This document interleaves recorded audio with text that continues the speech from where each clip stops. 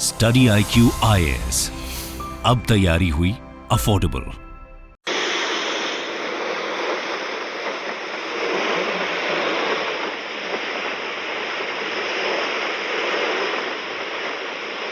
Hello दोस्तों, नमस्कार। स्वागत है आप सभी का स्टडी IQ में। मैं हूं आपका दोस्त एजुकेटर दीपांशु सिंह। और जैसा कि अभी आपने इस वीडियो में देखा कि इंडियन पैरा ट्रूपर्स जो पैरा SF स्पेशल फोर्सेस हैं वो जंप कर रही हैं इंडियन एयरफोर्स के प्लेन से और सीधे लैंड करने की प्रैक्टिस कर रही हैं कि कैसे जब इमरजेंसी की सिचुएशन आएगी तो ये लोग लैंड कर सकते हैं चाइना का मुकाबला करने के लिए around the LAC at Sikkim and Arunachal border. तो ये इंडियन एयरफोर्स और इंडियन आर्मी की मिलिट्री प्रिपेयर्डनेस है और ये सीधे सीधे चुनौती है चाइना को और उसके इंटेंशंस को, जो वो कोशिश कर रहा है कि जो भी ये डिस्प्यूटेड एरियाज हैं अरुणाचल के बगल में या फिर लद्दाख की साइड में, वहां पे अपना कब्जा बनाने के लिए। तो हम इसके बारे में बात करेंगे आज के वीडियो में कि एग्जैक्टली क्या हो रहा है, क्या इंडिया की प्रिपेयर्डनेस है, और मोस्ट इंपॉर्टेंट चीज जो आज हम देखेंगे वो देखेंगे कि चाइना का एक्चुअल में इंटेंशन क्या है यहाँ पे, और वो जो प्रीवियस जो उसने अटेम्प्ट्स किए हैं जो कब्जा करने के लिए अलोंग LAC, फ्यूचर में क्या रास्ते और क्या ऑप्शंस हैं उसके पास और कहाँ पे इंडिया को अपनी प्रिपेयर्डनेस थोड़ी और बढ़ानी चाहिए। तो अभी क्या हो रहा है कि बेसिकली इंडिया की डिफेंस मिनिस्ट्री जो है उन्होंने और एयरफोर्स ने एक नोटिफिकेशन इशू किया है, नो फ्लाई जोन इशू किया है अराउंड दिस जोन, जो कि सिक्किम और अरुणाचल के साइड में है, इंडियन साइड में, जहां पे इंडिया एक पैरा जंपिंग एक्सरसाइज कराने जा रहा है 15 से 21 जनवरी के बीच में।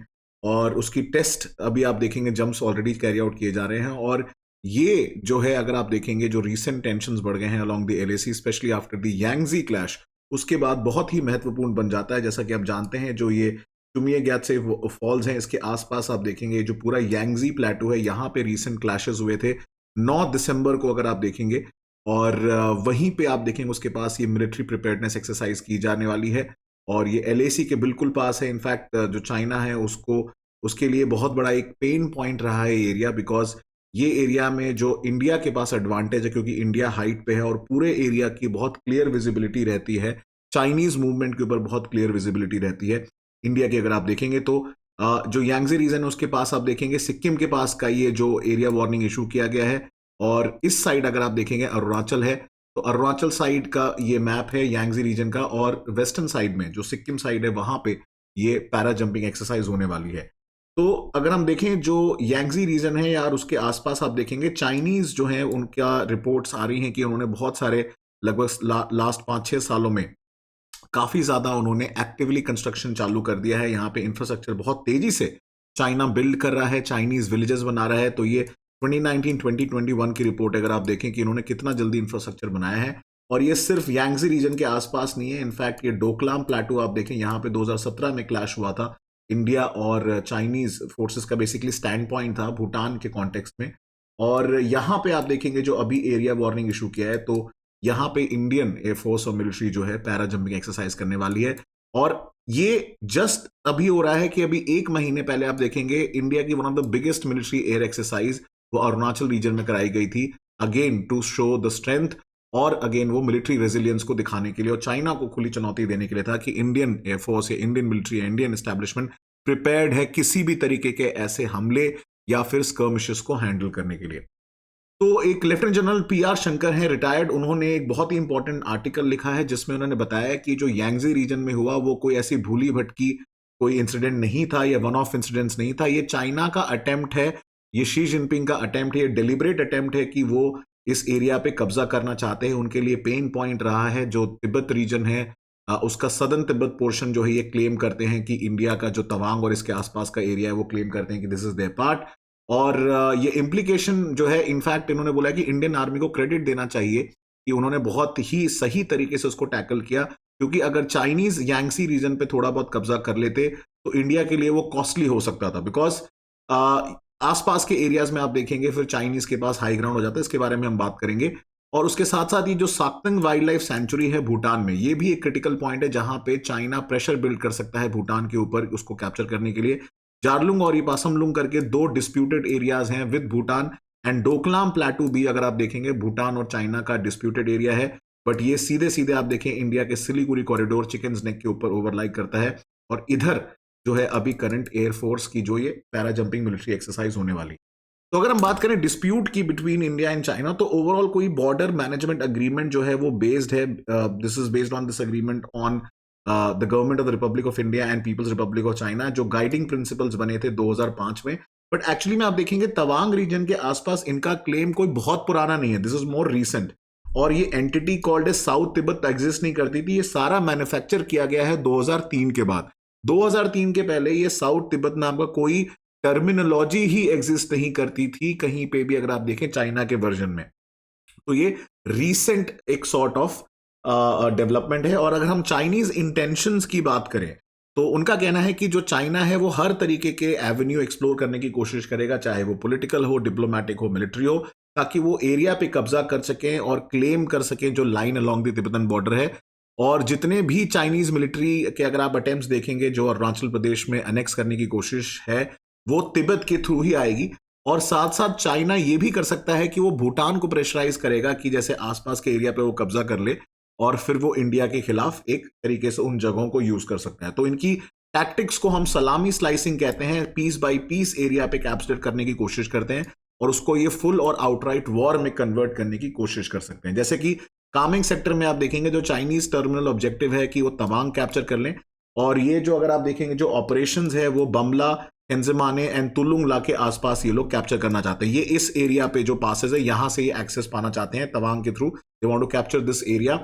एंड जो दूसरा है अगर आप देखेंगे साक्तेंग सेंचुरी, जो मैंने आपको बताया, साक्तेंग ये 100 किलोमीटर डीप इनटू भूटान है। चाइना का अगर प्रेजेंस यहां पे होता है तो तवांग के डिफेंसेस को ये आउटफ्लैंक कर सकता है, और अगर ये भूटान की फोर्सेस को अगर आप देखें ओवरवेल्म कर देगा, हरा देगा, तो इंडिया के लिए इंडिया के बिल्कुल बॉर्डर पे वो नॉकिंग सिचुएशन हो जाएगी कि अगर यहां पे आ गया तो फिर ये तवांग को पीछे से हमला कर सकता है।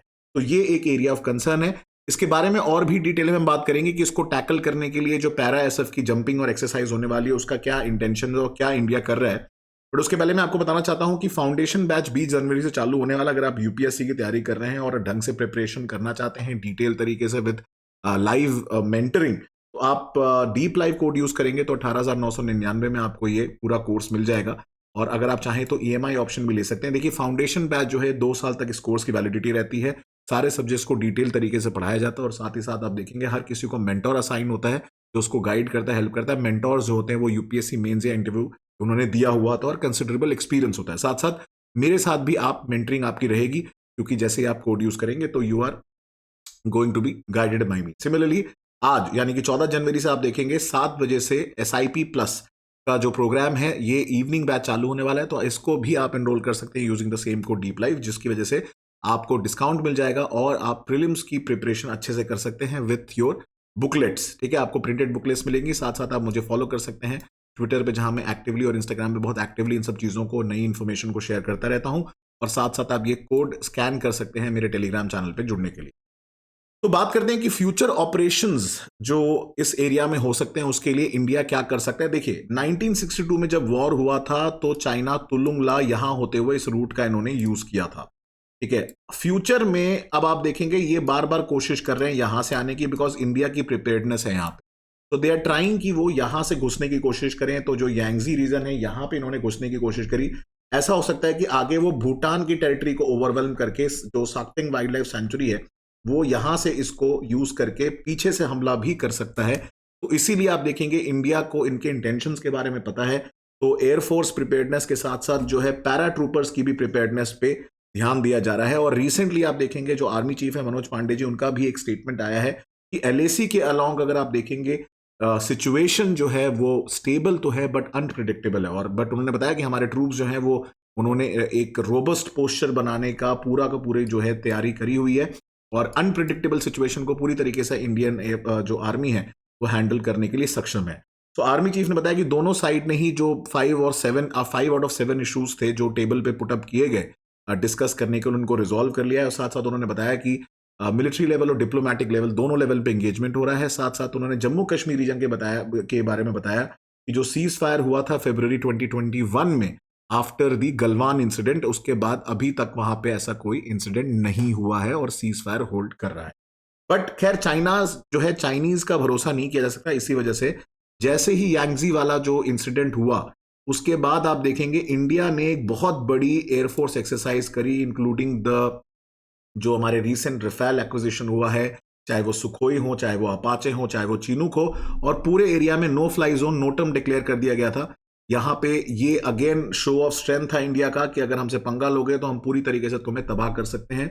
और जैसा कि आप जानते हैं 2020 में सिक्किम इंडिया का यहाँ पे जो बॉर्डर है यहाँ पे क्लैश हुआ था, डोकलाम में 2017 में क्लैश हुआ था, और यांगजी में क्लैश होने के बाद ये जो है एक्सरसाइज कराई गई, और जो रिसेंट एक्सरसाइज होने वाली है वो अब इस जोन में होने वाली है, जो पैरा जंपिंग होने वाली है।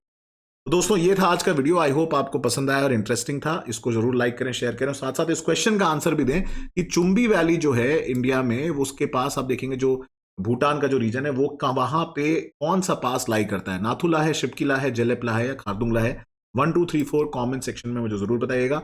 और साथ साथ जैसे मैंने बताया कि फाउंडेशन बैच में जुड़ने के लिए आप कोड यूज कर सकते हैं डीप लाइफ, और SIP जो आज शाम से चालू होने वाला है उसको भी ज्वाइन कर सकते हैं यूजिंग द सेम कोड। मैं आपको मिलूंगा geography, current affairs and polity की क्लासेस में, लाइव फाउंडेशन बैच में। आप मेरे साथ पढ़ सकते हैं, मेरी गाइडेंस ले सकते हैं यूजिंग द सेम कोड। तो नेक्स्ट टाइम आप मुझे फॉलो कर सकते हैं, रीच आउट कर सकते हैं on these social media profiles. तब तक अगले समय तक के लिए अपना ध्यान रखिए दोस्तों। जय हिंद। स्टडी IQ IAS, अब तैयारी हुई अफोर्डेबल।